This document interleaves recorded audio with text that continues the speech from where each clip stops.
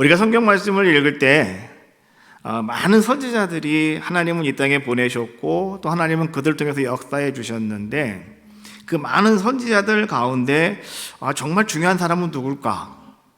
어떤 사람이 정말 우리에게 남는 사람이고 또 하나님의 일을 잘 이루었던 사람일까?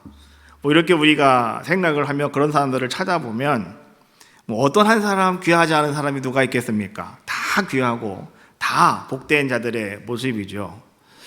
그런데 우리는 한 가지 이렇게 한번 생각해 볼 수가 있어요. 예수님이 이제 가이사랴 빌립보라고 하는 곳에 가셔서 제자들에게 물으셨잖아요. 얘들아, 사람들이 나를 누구라고 하느냐라고 물었을 때 그 제자들이 이 선지자들의 이름을 거론한 사람들이 있어요. 첫 번째가 누구냐? 엘리야. 그 다음에 에레미야라고 하는 두 사람을, 많고 많은 선지자들 가운데 이 두 사람을 딱 지목해서 부르는 걸 볼 수가 있어요. 엘리야는 그만큼 위대한 자였구나. 그래서 사람들이 나를 누구라고 하느냐라고 물었을 때 첫 번째로 이름이 나왔던 사람이 엘리야. 두 번째로 나온 사람이 에레미야예요. 그 다음에는 그리고 선지자들 중에 한 사람이라고 합니다. 이렇게 얘기하잖아요. 그러니까 엘리야와 에레미야는 정말 놀라운 일을 행한 사람들이었구나. 사람들이 기억하는 사람이었고 또한 더불어서 하나님께서도 기억하는 사람이 아니었을까. 오늘 우리는 그 사람 엘리야를 한번 생각해 보려고 해요. 엘리야는 정말로 놀라운 일을 행하였던 사람, 불의 선지자, 능력의 선지자라고 이렇게 우리가 이야기를 하죠. 왜 그렇게 말하냐고 하면 하늘로부터 불이 떨어지게 했던 선지자이기 때문에 그래요. 그러니 엘리야가 이제 하나님께서 오라 하셔서 그는 불병거와 불수레를 타시고 이제 그는 승천하시지 않습니까? 그때 엘리사가 말이죠. 이제는 그 엘리야의 뒤를 이어서 하나님의 일을 감당하는 아름다운 선지자로 등극을 하게 되는 거죠. 정말 엘리사는 말이죠. 엘리야의 뒤를 이어서 정말 최선을 다하는 자의 모습이었습니다.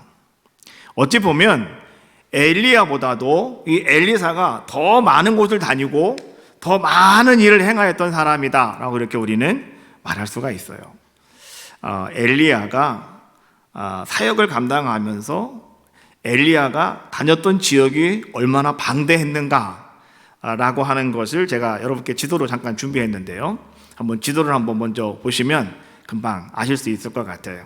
자, 빨간 동그라미가 있는 게 있고 연두색 동그라미가 있는 게 있고요. 그 다음에 별표들이 막 이렇게 있는 게 있잖아요. 별표들이 있는 곳은 엘리사가 다 그곳에 가서 역사하고 기적을 베풀었던 그러한 곳들이에요. 저 위에 갈멜로부터 시작을 해서 이스라엘을 거쳐서 이제 사마리아와 저 도단이라고 보이죠? 거기까지 오고 가면서 엘리야는 열심히 사역을 감당하셨고요. 또 그 다음에 저 사해 근처 여리고부터 시작을 해서 길갈로부터 시작해서 저 요단 동편 저 끝대기 위에 길앗 라못이라고 하는 곳에 이르기까지 이 엘리사의 활동 반경은 상당히 넓었다.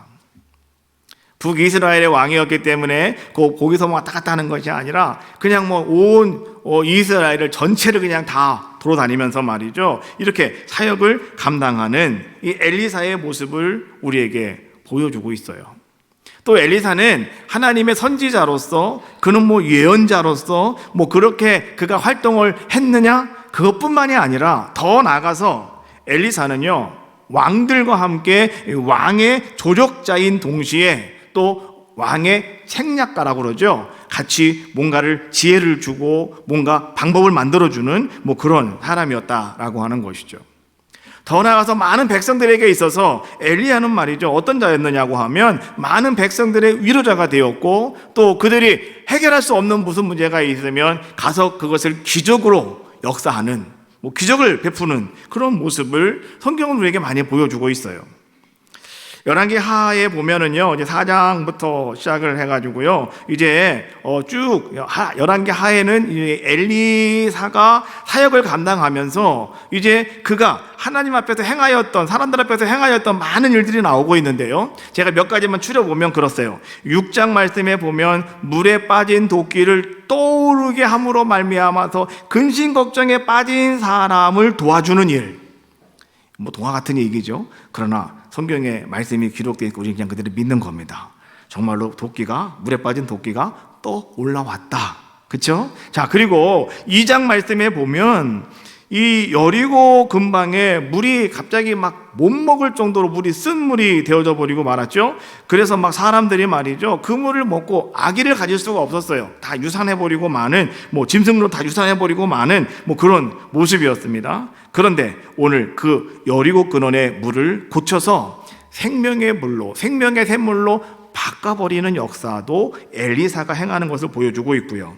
또 4장 말씀에 보면 여러분 잘 알고 있는 어떤 한 여인이 찾아와서 나에게 아들 둘이 있는데 내가 빚을 줬는데 이 빚쟁이가 우리 아들 다 데려간답니다. 어찌하면 좋겠습니까? 라고 와서 오늘 엘리사에게 도움을 청할 때 엘리사가 그 여인을 불쌍히 여기고 딱히 여기고 기름병이 마르지 않도록 역사와 기적을 이루어 주셨죠. 그래서 그것을 다 팔아서 빚을 갚게 만들어 주셨고 이제는 아들과 함께 잘 살아갈 수 있는 그런 살아갈 방편을 만들어 주는 사건, 우리가 잘 알고 있는 사건들이죠. 또 더 나아가서 엘리사 그러면은요, 또 우리가 한 가지 알 수 있는 것이 뭐냐고 하면 아람의 군대 장관이었던 나아만 장군, 이 사람이 문둥병이 걸렸는데 이 문둥병을 고쳐줌으로 말미암아서 이제 아람 나라와 이스라엘 나라가 서로 화평할 수 있도록 만들어주는 뭐 이런 일도 행한 것이 누구였느냐? 바로 그 사람이 엘리사였다. 엘리사가 행하는 모든 일들을 가만히 바라보면 정말 놀랍습니다. 정말 엘리사는요, 엘리야보다도 정말로 갑절의 능력을 행한 자의 모습이었고 더 많은 역사를 이룬, 더 많은 일을 행한 사람이 바로 누구였느냐?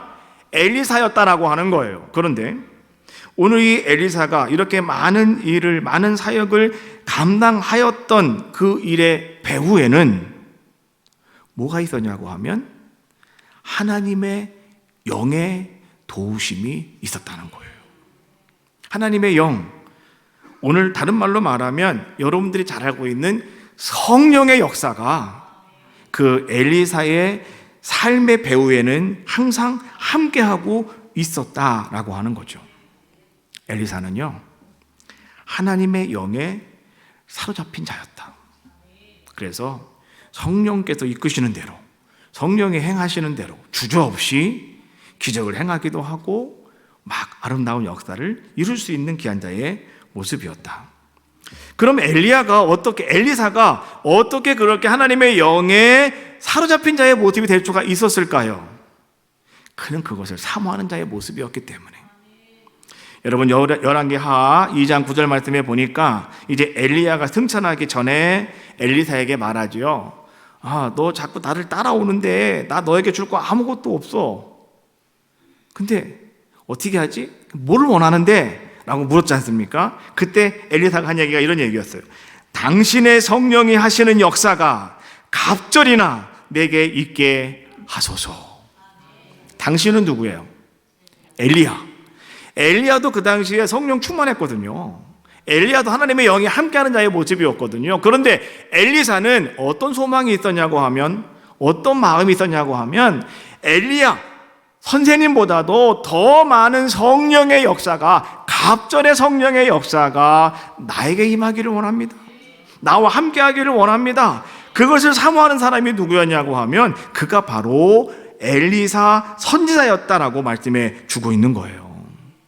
그래서 엘리사의 삶 속에는요, 그 사역 속에는, 그 배후에는 하나님의 영이 함께하고 역사하셨던 모습을 우리는 볼 수 있다라고 하는 거죠. 여러분들은 어떠십니까?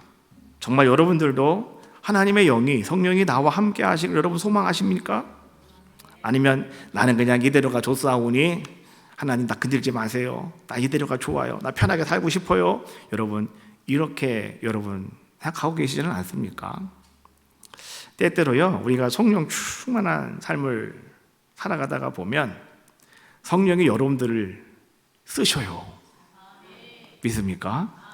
성령이 여러분들을 쓰시는데 우리는 이 쓴다라고 하는 그 개념이 말이죠, 내가 어떤 기적을 행하는 일에 사용이 되거나 내가 어떤 좋은 일에 나는 그냥 가만히 있기만 해도 하나님이 나를 통해서 뭔가 막 역사를 나타내는 일에 내가 쓰임 받는다, 이런 쓰임이 한 가지가 있어요. 우린 그것만 알아요. 그래서 성령이 나를 쓰시옵소서, 성령이 나와 함께해 주시옵소서 우리 기도하잖아요.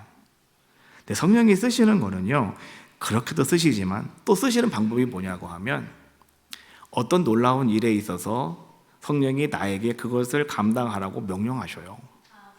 이게 또 성령이 나를 쓰시는 거거든요. 근데 우리는 그게 상당히 부담스럽죠. 왜냐고 하면 막상 나에게 닥쳐오는 현실이기 때문에 그런 거죠. 그런데요, 성령 충만하시면, 성령이 하나님의 영이 여러분들과 함께 하시면, 엘리사와 같으면 여러분들 어떻게 합니까? 여러분들은 그것을 기뻐하고 여러분들은 그 일을 잘 감당하는 귀한 자의 모습이 되어지시는 거예요. 성령이 여러분들에게 하시는 말씀을 잘 들으셔야 돼요. 우리는 애써 성령이 하시는 말씀을 외면할 때가 너무나 많아요. 근데 성령이 나에게 하시는 말씀이 여러분 귀에 들려오셨으면 하나님 감사합니다. 그리고 여러분 나를 쓰시니 감사합니다. 그리고 여러분 순종하시는 여러분들의 모습이 되어야 할 줄로 믿어요. 하나님의 영이 하시는 일은 실로 놀랍다. 여러분, 광야에서 성막을 만들 때 하나님께서는 말이죠, 출애굽기 36장 1절 말씀에 보니까 부살렐과 오홀리압과 및 마음이 지혜로운 사람 곧 하나 여호와께서 지혜와 총명을 부사라고 말씀해 주고 있어요. 이 부살렐이라고 하는 사람과 오홀리압이라고 하는 사람을 모세가 택했습니다. 그리고 그들에게 명령을 내렸어요. 하나님이 나에게 이렇게 성막을 지으라고 말씀하시는데 니네가 감당해서 해라, 니네가 빨리 만들어라, 이렇게 얘기하는 거예요.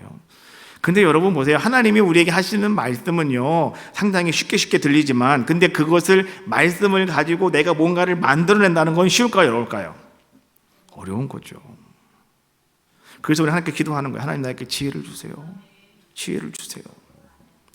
여러분들이 뭔가를 일을 할 때, 여러분 뭔가 사업을 하거나 여러분들이 뭔가 일을 구상을 할 때도 마찬가지죠. 열심히 기도해요. 근데 하나님께서 여러분들에게 말씀하셨어요. 다 될 것 같아요. 근데 그것을 여러분 삶 속에 펼친다고 하는 건 쉬운 일이 아니에요. 어려운 거예요. 그런데 모세가 받은 모든 이야기들을 다 이야기한 다음에 부살렐이라고 하는 사람과 오홀리압이라고 하는 사람에게 모세가 말하는 거예요. 니네가 만들어라. 근데 이 부살렐과 오홀리압이라고 하는 사람이 그걸 어떻게 만들겠어요? 강에 아무것도 없는데요. 그런데 성경이 뭐라고 말씀해 주고 있냐고 하면 하나님께서, 여호와께서 지혜와 총명을 그들에게 부사. 무슨 말이에요? 하나님이 지혜를 주시더라는 거예요. 그 속에서 뭔가 하나님이 만들 수 있도록 방법을 만들어 주시고 하나님이 길을 열어 주시더라라고 하는 것이죠. 그래서 그들이 어떻게 했다고요? 회막에서 사용할 수 있는, 성막에서 사용할 수 있는 모든 기구들을, 그들이 다 기물들을 만들어내는 모습을 성경은 우리에게 보여주고 계시는 거예요.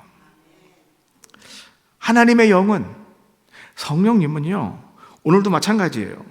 여러분들로 하여금 어느 날 갑자기 내가 정말 잊어버렸던 하나님 말씀이 생각나게 하시기도 하는 거, 성령이 하시는 거예요. 하나님의 영이 하시는 거예요. 그러나 또한 성령이 하시는 것, 하나님의 영이 하시는 것은 뭐가 있는지 아십니까? 요한복음 16장 8절 말씀에 보니까 예수님은 이렇게 말씀하시더라고요. 그가, 하나님의 영을 말하는 거예요. 성령이 너희에게 와서 죄에 대하여, 의에 대하여, 심판에 대하여 세상을 책망하시리라. 성령께서 하시는 것은 여러분의 죄가 생각나게 하시고, 여러분들의 의도 하나님은 다 체크하시고, 그 다음에 여러분을 심판에 대해서도, 여러분 이 모든 것들을 다 주관하시는 분이 누구시냐? 바로 그분이 하나님의 영, 성령께서 그런 일을 행하신다라고 말씀해 주고 계시는 거예요. 오늘도 우리는요, 하나님의 영에 붙들려 사는 여러분들이 다 되시기를 주님의 이름으로 축복합니다. 올 한 해 여러분들이 구할 것 아무것도 없어요. 하나님, 성령께서 나와 함께하여 주시고 성령이 나를 주관하시기를 원합니다. 여러분 기도하시는 거예요. 누구처럼? 엘리사처럼. 그러나 여러분들에게도 갑절의 은혜를 베풀어 주실 줄로 믿습니다. 자, 수넴에 살고 있는 한 여인은 오늘 이렇게 갈멜단으로부터 도단까지 또 사마리아와 여리고를 오가면서 말이죠, 넓은 그 길을 오가면서 열심히 하나님의 일을 감당하고 있는 이 엘리사를 그는 늘 주목하고 있었어요. 그런데 이 엘리사를 가만히 보다가 보니까 이 사람은 보통 사람은 아닌 것 같고, 이 행하는 모든 일들이 하나님의 영이 그와 함께 하시다가 보니까 하나님의 손이 그와 함께 하는 게 눈에 보이는 거예요. 여러분 알고 계십니까? 영적인 사람은 영적인 일을 봐요. 믿습니까? 영적인 사람은 다른 사람은 안 보이지만 보이는 게 한 가지가 있어요. 뭐냐고 하면 하나님이 움직이심이 눈에 보여요. 하나님이 행하시는 것이 여러분 눈에 보인다는 거예요. 이게 영적인 사람들이에요. 그렇잖아요. 오늘 이 수넴 여인 누군지는 모르겠어요. 그런데 이 수넴 여인은 어떤 사람이었냐고 하면 이 사람도 상당히 영적인 사람이었어요. 아마 기도하고 아마 하나님을 사랑합니다 고백하며 열심으로 그 일을 감당하는 그런 사람이었던 것 같아요. 그러다 보니까 하나님의 영이 그와 함께 하셨고 하나님의 영이 함께 하다 보니까 그에게는 어떤 일이 생겼냐고 하면 영적인 분별력이 생기는 거예요. 그래서 오늘 이 수넴의 여인은 엘리사가 이 사람은 보통 사람이 아니구나 이것을 알게 되었고, 다시 말하면 하나님의 사람이구나 라고 하는 것을 그는 알아보는 자의 모습이었고, 두 번째, 이 수넴의 여인은 내가 이 엘리사를 좀 어떻게 해서든 내가 이 사람을 좀 도와줘야 되겠다라고 하는 그런 마음이 속에서 막 불미듯 일어나는 자의 모습이었다라고 하는 거죠. 왜요? 영적인 사람이었기 때문에. 그렇잖아요? 세 번째, 또 그러다 보니까 오늘 이 수넴의 여인은 말이죠, 엘리사가 먼 길을 오고 가면서 왔다 갔다 하다가 보니까 너무 지쳐 있는 것 같아요. 너무 힘들어한 것 같아요. 그래서 어떻게 합니까? 이 지친 엘리사를 자기 집에 초대를 합니다. 그리고 오늘 이 사람에게 식사를 대접하죠. 뭐 이런 일을 행하는 것이 오늘 이 수넴의 여인이 행하는 자의 모습이었다라고 하는 겁니다. 또 이 수넴 여인은 말이죠, 단순히 그냥 음식만 대접하고 뭐 이것으로 끝나는 것이 아니었습니다. 오늘 우리가 읽은 본문에 있는 말씀에 보니까 9절과 10절 말씀에 보면 거기 그런 말씀이 나와요. 엘리사가 언제라도 쉬어갈 수 있도록, 자기 집에 들어와서 쉬어갈 수 있도록 자기 남편과 함께 상의를 합니다. 그리고 담장 위에, 지금 옥상 위에 방을 하나 만들어요. 벽돌로 방을 하나 만들어서 다락방을 만들어 놓고는 거기에 침대와 탁자와 의자와 등잔 등 모든 필요한 것들을 다 갖추어 놔요. 그리고 엘리사를 위해서 이제는 엘리사가 화시라도 어느 때라도 아무 걱정 없이 마음 편하게 오셔서 머물 수 있는 환대의 장소를 만들어 놓는 거죠. 이것이 수넴의 한 여인이 행한 모습이라고 성경은 말씀해 주고 계시는 거예요. 자, 근데 여기서 우리는 한 가지 이제 중요한 것을 생각해 보려고 합니다. 수넴에 살고 있는 여인이었기 때문에 오늘 성경은 그냥 수넴 여인 이렇게 이야기를 하고 있는데요. 이 수넴 여인을 성경은 무엇이라고 표현하고 있느냐? 우리 이거 보셔야 되는 거예요. 8절에 있는 말씀이죠. 8절 같이 한번 봅시다. 시작. 하루는 엘리사가 수넴에 이르렀더니 거기에 한 귀한 여인이 그를 강권하여. 여기까지 봅시다. 하루는 엘리사가 수넴에 이르렀다. 수넴이라는 동네에 갔다 이런 얘기예요. 근데 거기에 한 여인이 있었다. 근데 그 앞에 그 여인을 뭐라고 불러요? 한 귀한 여인이 있었다. 오늘 에덴 중창단이 찬양을 하시는데 내 이름을 부르는 거라 그랬죠? 예. 존귀한 사람이라고. 이름을 부름받는 그 사람은 존귀한 사람이라고 찬양하셨는데, 제가 그 찬양을 가만히 듣고 있다가 보니까 그렇구나. 하나님이 나를 부르시면 그 사람은 존귀한 사람이에요. 하나님이 여러분의 이름을 부를 수 있도록 여러분들은 말이죠, 그런 자가 되셔야 돼요. 성경에 보니까 야베스가 존귀한 자다라고 이렇게 말씀해 주고 있죠. 근데 야베스가 왜 존귀한 자였습니까? 그는 하나님 앞에 간절히 기도하는 자의 모습이었고, 하나님께서 그 야베스를 보시고 그래 야베스야 라고 그의 이름을 불러주셨기 때문에 그가 존귀한 자가 된 거죠. 세상에 많은 사람들이 있는데 그 많은 사람들 가운데에서 하나님이 오늘 여러분의 이름을 부르시기만 하면 돼요. 삭개오야 내려와라. 삭개오가 존귀한 사람 됐잖아요. 그렇지 않습니까? 오늘 누구든지 여러분들도요, 주님이 부르는 그 이름, 그 사람이 존귀한 사람이다. 오늘 이 여인도 마찬가지였어요. 오늘 여인은 그냥 스름에 살고 있는 그냥 보통 여자가 아니었다. 이 사람은 어떤 사람이었냐고 하면 성경은 이렇게 말하죠. 한 귀한 여인이었다고요.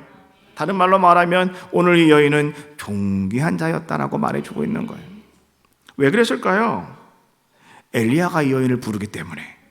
더 나아가서 하나님께서 오늘 이 여인을 그 이름을 불러주기 때문에 아마도 그의 이름은 존귀한 여인의 이름이 모습이 아니었을까. 근데 그 여인의 이름 석자는 기록되지 않지만은, 근데 수냄 여인이었지만 그러나 이 수냄 여인은 아주 존귀한 자였다. 그러면 우리 한번 생각해 봅시다. 오늘 이 존귀한, 오늘 이 귀한 이 수냄 여인은 하나님의 사람으로부터 뭔가를 좀 얻고 싶은 생각이 있었을까? 그래서 이 사람은 여하튼 이 사람이 누군가를 아는 사람이었고, 보통 사람은 아니고 엘리사가 하나님의 사람이라고 하는 것을 알았기 때문에 아마 하나님의 사람으로부터 뭔가를 얻고 싶었기에 아마 오늘 이 여인이 이렇게 잘 했던 것이 아닐까? 우리는 그렇게 생각을 해볼 수도 있죠. 그런데 오늘 말씀을 가만히 우리가 읽고 또 묵상하다가 보면 오늘 수넴의 여인은요, 뭔가 대가를 바라고 오늘 엘리사, 하나님의 사람을 영접한 것은 아니었다. 이렇게 우리에게 말씀이 이야기해 주고 있어요. 그래서 오늘 성경은 이 여인을 귀한 여인이라고 이야기하는 거예요. 존귀한 여인이라고 우리에게 말씀해 주고 있는 거죠. 순수한 마음을 가지고 오늘 여인은 엘리사를 잘 접대하며 환대하는 자의 모습이었다라고 이야기해 주고 있는 거죠. 우리는 말이죠, 사람들은 세상에서 귀한 자가 있는가 하면 또 어떤 사람은 하나님께 귀한 자가 있어요. 오늘 여러분들 가만히 생각을 해보십시오. 여러분들은 세상에서 귀한 자가 되기를 원하십니까? 아니면 하나님께 귀한 자가 되기를 원하십니까? 오늘 말씀의 제목이 세상에서 귀한 자가 아닌 하나님께 귀한 자가 되십시오. 오늘 말씀의 제목이거든요. 그런데 사람들은요, 다 세상에서 귀한 자가 되기를 원해요. 세상에서 내가 귀한 자가 되기를 원한다고요. 우리 자녀들이 세상에서 귀한 자가 되기를 원하는 마음으로 여러분들은 열심히 뒤에서 뒷받침하고 있잖아요. 그러나 여러분, 하나님께 귀한 자가 있음을 아셔야 돼요. 그 사람이 귀한 사람이에요. 그 사람이 존귀한 사람이에요. 우리 그거 아셔야 돼요. 그러면 하나님께 귀한 사람은 어떤 사람이냐? 하나님께 귀한 인생은 어떤 사람이냐? 어떤 인생이냐? 그 사람은 다른 사람이 아니라 하나님의 손과 발이 되어가지고 하나님의 마음이 있는 곳을 찾아가는 사람. 그 사람이 바로 하나님께 귀한 사람이에요. 오늘 우리는요, 하나님께 귀한 자가 되셔야 돼요. 여러분, 지금까지 내가 세상에서 귀한 자가 되기 위하여 세상에서 이름 날린 사람이 되기 위하여, 세상에서 정말 여러분들이 엘리트가 되기 위해서 여러분 그냥 살아오셨다면 이제부터는요, 여러분들이 하나님께 귀한 자가 되시기를 주님의 이름으로 축복합니다. 세상에서 귀한 거는요, 어느 날 갑자기 푹 가라앉아요. 떨어진다는 거죠. 그러나 하나님 앞에서 하나님께 속한 귀한 자는요, 하나님이 하늘의 별처럼 빛나게 하신대요. 해처럼 밝게 하신대요. 이런 은혜가 여러분 가운데 임하게 될 줄로 믿어요. 예수님은 이렇게 말씀하셨어요. 마가복음 9장 41절 말씀해 보니까 누구든지 너희가 그리스도에게 속한 자라 하여 물 한 그릇이라도 주면 내가 진실로 너희에게 이르노니 그가 결코 장을 잃지 않으리라. 성경은 우리에게 뭐라고 말씀해 주고 계시냐고 하면 주님이 하시는 말씀이죠. 즐겨 나누고 대접하는 사람이 되라고요. 그 사람이 받을 상이 있다라고 말씀해 주고 계시는 거예요. 그 받을 상이 뭘까요? 귀한 사람이 되는 거예요. 하나님께 귀한 사람이 되는 거예요. 존귀한 사람이 되어지는 아름다운 상이 여러분들에게 있다라고 하는 거죠. 그래서 말이죠, 오늘 예수님은 이렇게 말씀하시죠. 주라, 그리하면 너희에게 줄 것이니 곧 후히 되어 누르고 흔들어 넘치도록 하여 너희에게 안겨주리라. 너희가 헤아리는 그 헤아림으로 너희도 헤아림을 도로 받을 것이니라. 예수님은 그렇게 말씀하셔요. 주라고요. 하나님께서 여러분들을 하나님의 손과 발이 돼서, 손과 발로 만드셔서 이제 하나님의 마음이 있는 곳에 여러분들을 보내신다면 여러분 그곳에 가서 어떻게 하라는 거예요? 여러분 마음껏 하나님 주시는 마음대로 따라서 행하시라는 거예요. 선을 행하고 여러분들이 은혜를 나누고 이런 삶을 여러분 살아가시라는 거예요. 그래야 하면 하나님은 여러분들에게 너 다시 돌려주시는데, 하나님은 어떻게 돌려주신다고 말씀해 주고 있냐고 하면 곧 후히 되어 누르고 흔들어 넘치도록. 저는 이 말씀을 항상 읽을 때마다 늘 우리 옛날에 어머니 생각이 나요. 어머니, 우리 집에 창고가 하나 있는데 앞에 이제 농사를 지면 쌀만 따놓는 창고가 있어요. 창고에 들어가면 쌀들이 막 쌓여 있어요. 이쪽에는 아직 타작하지 않은 벼들로 된 게 쌓여 있고, 탈곡해서 이제 정미소에 갔다 온 쌀로 된 것들도 이만큼 쌓여 있거든요. 그럼 사람들이요, 이제 쌀을 사러 와요. 쌀을, 뭐 동네 사람들은 다 시골 다 농사지니까 안 하지만 다른 사람들 쌀을 사러 온다고요. 그럼 쌀을 사러 오면 어떻게 합니까? 그 당시에는 이제 말이라고 하는 게 있어요. 동그란 거. 거기다가요, 이제 한 말, 두 말, 세 말 이렇게 이제 갖다 파는 겁니다. 근데 그때마다요, 이제 갖다 붓잖아요. 그럼 퍼서 붓고 밑으로 막 흘러낼 때까지 부어요. 그 다음에 이거를 막 흔들어요. 또 막 옆에서 막 퉁퉁퉁 쳐요. 그 다음에 또 갖다 부어요. 그래서 그거 갖다 이렇게 담아주더라고요. 저는 그때 그걸 가만히 바라보면서 어린 마음엔 그랬어요. 아유, 어차피 다 떨어지는 건데 뭘 저렇게 때려. 그냥 가만히 주지. 뭐 이런 생각도 했는데. 근데 그게 인정이에요, 인정. 주고 싶은 마음. 그렇죠? 하나님이 오늘 우리에게 그렇게 행하신다라고 하는 거예요. 오늘 여러분들이 귀한 자가 되시고 존귀한 자가 되시면 하나님은 여러분들에게 무엇이든지 주고 싶어서, 하나님이 여러분들에게 뭔가 안겨주고 싶어서 하나님은 그렇게 행하시는 분이 우리 하나님이십니다라고 말씀해 주고 계시는 거예요. 엘리사가 이 수넴 여인의 배려로 말미암아서 이제 그 여인의 집에 누워 있습니다. 근데 하나님께서 말이죠, 엘리사의 마음에 깊은 감동을 주셨어요. 어떤 감동이었냐고 하면, 야, 오늘 저 여자가 오늘 나에게 이렇게 큰 은혜를 베풀어 준대. 큰 배려를 해주고 있는데 너 가만히 누워만 있으면 어떻게 할래? 네가 좀 뭔가 도움이 돼야지. 이런 깊은 감동을 하나님이 엘리사에게 주시는 거예요. 그래서 오늘 이 엘리사가 말이죠, 어떻게 하는 겁니까? 누워서 가만히 있다가 그래, 맞아.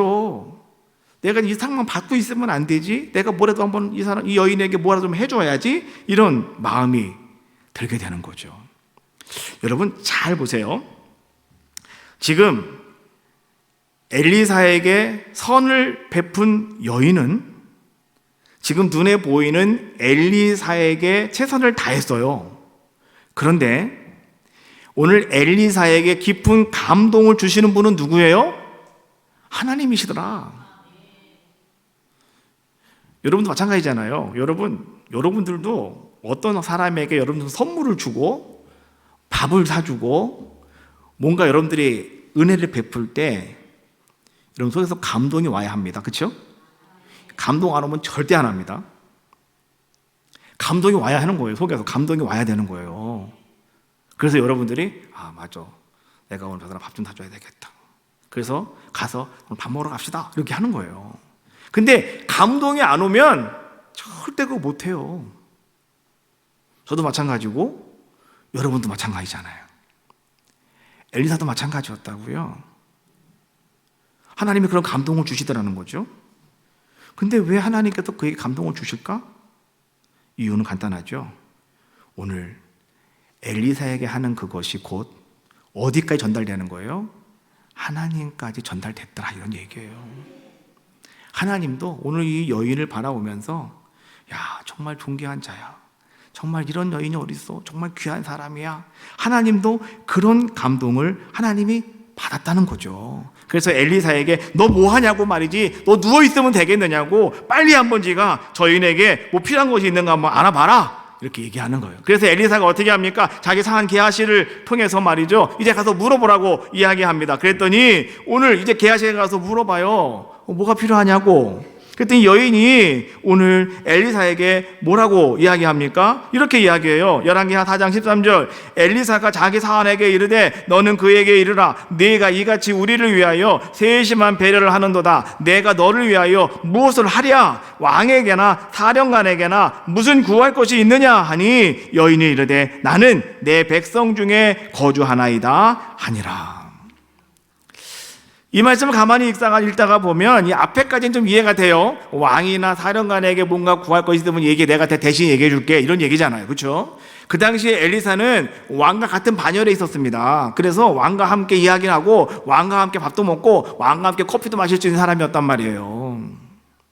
그러다 보니까 오늘 이 가정에 어려운 문제가 있거나 뭐 행정적으로나 법적으로나 뭔가 좀 풀리지 않는 문제가 있으면 왕에 가서 이야기하면 다 해결되잖아요. 또 어떤 나쁜 사람들이 있다 그러면 내가 가서 얘기해 줄게 사령관에게. 그럼 군대 끌고 올 거 아니에요. 그렇지 않습니까? 그러니까 그런 것 좀 내가 해줄 수 있다 이런 얘기예요, 엘리사가. 그러니까 이 여자가 얼마나 참 행복한 시간입니까? 그런데 오늘 여자가 뭐라고 말합니까? 이렇게 이야기를 해요. 마지막 절 말씀해 보니까 나는 내 백성 중에 거주하나이다 라고 이렇게 이야기해요. 이게 무슨 말일까? 나는 내 백성 중에 거주하나이다. 여러분, 요거는요 그냥 쉽게 말하면 그런 뜻이에요. 나는요 구할 것이 아무것도 없어요. 나는요 다른 거 구하지 않을래요. 됐어요 라고 하는 것이 오늘 이 여인의 대답이었다라고 하는 거죠. 만약에 여러분 같으면 여러분은 무엇을 구하겠습니까? 가만히 있겠습니까 여러분들이? 아니죠. 구해야죠. 뭐라도 구해야죠. 준다는데, 뭐 할 수 있다는데. 그렇잖아요? 그러면 왜 이 수넴 여인은 엘리사에게 구하지 않을까? 이 수넴 여인은 지금 뭔가 지금 큰 실수를 하고 있는 것은 가는 아닐까? 수넴 여인은 말이죠, 엘리사에게 자기가 베푼 이 모든 것들은요 하나님을 사랑했기 때문에, 나는 하나님을 사랑하였기 때문에 내가 오늘 이 엘리사를 내가 대접하고 배려하고 환대한 것이지 내가 뭔가를 얻으려고 한 것은 아닙니다. 그는 그 이야기를 하고 있는 거예요. 내가 오늘 나의 무슨 유익을 얻으려고, 내 소원을 이루려고, 오늘 내가 하나님의 사람이기 때문에 내가 뭔가 흑심을 가지고 내가 이 사람에게 뭔가를 잘 해줘서 내가 정말로 뭔가를 내가 빠져나야 되겠다, 내가 뭔가를 내가 성취해야 되겠다, 이런 것이 아니라 나는 그냥 순수하게 하나님 사랑하기 때문에 한 거예요. 이것이 오늘 이 여인의 고백이었다라고 하는 거죠. 우리가 가지고 있는 신앙은 두 가지가 있어요. 첫 번째는 미숙한 신앙이고요, 두 번째는 성숙한 신앙입니다. 미숙한 신앙은 모든 것을 하나님과의 거래로 생각하는 사람이에요. 내가 이렇게 하나님께 예배를 드리고, 내가 이렇게 헌금을 드리고, 내가 이렇게 충성을 했으면 하나님께서 내게 무엇을 해 주시겠습니까? 라고 하는 거예요. 이거는요 미숙한 신앙이에요. 그렇기 때문에 오늘 그런 분들은 아무런 응답이 없으면 하나님은 안 계신가 봐 라고 생각을 하고 하나님을 미련 없이 떠나버리는 거예요. 미숙하기 때문에 그러는 거예요. 그러나 여러분, 성숙한 신앙은 예배, 헌신, 충성, 헌금, 선교 여기에 동참할 때 하나님으로부터 내가 무엇을 얻어야 되겠다 이런 마음이 아니라 나의 죄를 구원해 주시고 나를 죄에서 구원해 주시고 나를 자녀 삼아 주셨으니 그 하나님의 은혜가 너무나 감사해서 하나님을 더 사랑합니다 고백하며 그 하나님을 경외하고 사랑하기 때문에 내가 하나님께 더 가까이 나가는 거예요. 그다음에 그 사람은 항상 하나님의 일에 관심이 있어요. 그리고 그 사람은 하나님의 뜻에 순종할 수가 있어요. 그리고 그 사람은 하나님이 보내신 사람이라고 한다면, 하나님의 사람이라고 한다면 그 사람을 환대하고 선대할 수 있는 그런 귀한 자의 모습이 되더라는 거죠. 수네베 여인이 그런 사람이었다고 성경은 말씀해 주고 계시는 거예요. 오늘 여러분들이요, 성숙한 신앙인 다 되시기를 주님의 이름으로 축복합니다. 중요한 것은 우리들의 자녀들이 성숙한 신앙인으로 만들어 가셔야 돼요. 이게 상당히 중요한 거예요. 여러분들이 성숙한 신앙으로 세워지는 것도 중요하지만 다음 세대 여러분 자녀들이 성숙한 신앙인으로 세워져야 된다는 거죠. 저는 우리 자녀들이 성숙한 신앙인으로 세워지는 것은 어떤 모습일까? 제가 한번 가만히 생각을 해보았어요.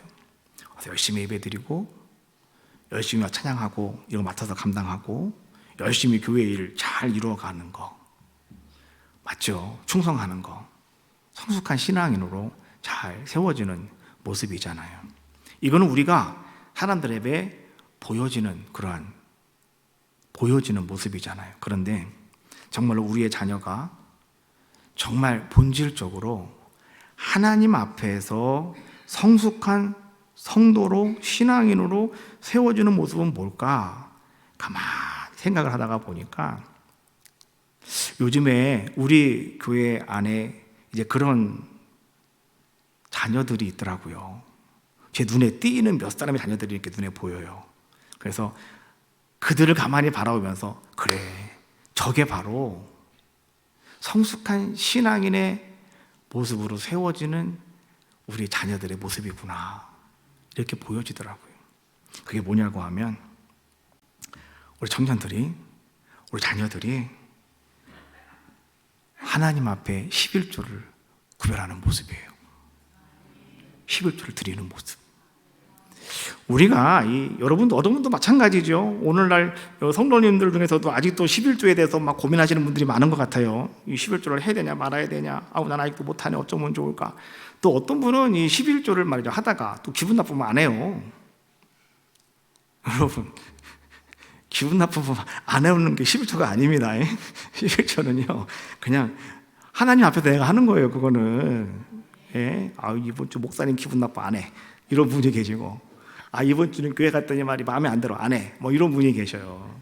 또 어떤 분들은 이번 주는 우리 집에 생활이 별로 안 좋아, 또 안 하시는 분도 계셔요. 근데 11조는요 여러분 하나님과 나와의 관계라니까요. 잘 들어보세요. 여러분 11조는 뭐냐고 하면 내가 하나님을 신뢰합니다. 그리고 내가 이제부터 하나님께 나의 삶을 맡기는 삶을 시작합니다. 이게 11조예요. 그렇죠? 그런데 우리의 자녀들이, 우리 아이들이 그것을 한다고 하는 것은 바로 그런 고백이더라고요. 내가 이제 하나님, 내 인생을 하나님께 맡길게요. 그리고 하나님, 내가 이제부터는요 내가 하나님만을 신뢰하는 삶을 내가 오늘부터 시작합니다. 이게 자기들 스스로가 하나님 앞에 11조를 드리는 모습이더라고요. 우리가 온라인으로 11조를 막 하시는 우리 청년들이 있어요. 온라인으로. 그날이 어떤 날이냐? 월급 받는 날. 월급 받자마자 그냥 11조부터 쫙 들어와요. 자기 이름을 딱 뜨면서 11조 누구 해가지고 얼마가 딱 이게 입금이 돼요. 저는 휴대폰으로 연락이 오기 때문에 저는 알아요. 누군지. 여러분 몰라, 저는 안다고. 그러면 제가 그거를 딱 보면은 대견스러운 거예요. 야, 귀하다. 그리고 막 내 마음속에서 말이죠, 막 축복해주고 싶은 마음이 생기는 거예요. 하나님이 이 아이가 좀 아니죠? 이 어른도 청년이니까. 그렇죠? 오늘 이 하나님의 사랑하는 아들이, 딸이, 하나님 오늘도 또 하나님 한 달 동안 수고하고 애써서 이제 자기가 쓸 돈도 많을 텐데, 자기도 하고 싶은 거 많을 텐데, 가장 먼저 하나님 앞에 11조를 구별했네요. 하나님 축복해 주십시오. 하나님 오늘 이가 하나님만을 신뢰하고 이제 하나님께 모든 것을 맡겼사오니 하나님께서 이와 함께 해주시기를 원합니다. 제가 그렇게 기도를 해요. 여러분의 자녀들이요, 그런 아름다운 자녀들로 만들어가는 게 가장 보람된 모습이 아닌가 저는 생각이 들더라고요. 우리 교회에 그런 청년들이 있어요. 너무너무 제가 감사한 거예요. 야, 정말 너무 귀하다. 여러분 성도님도 마찬가지예요. 우리 성도님들도요, 막 그렇게 행하시는 분들이 계신데 얼마나 귀하고 아름다운 모습이냐라고 하는 거죠. 우리 자녀들이 말이죠, 그냥 세상에서 그냥 뭔가 귀한 자가 되기를 원하잖아요. 세상에서 높은 직급에 올라가고 성공하기를 원하잖아요. 근데 더 중요한 것은 뭐냐고 하면 하나님께 귀한 자가 되는 거예요.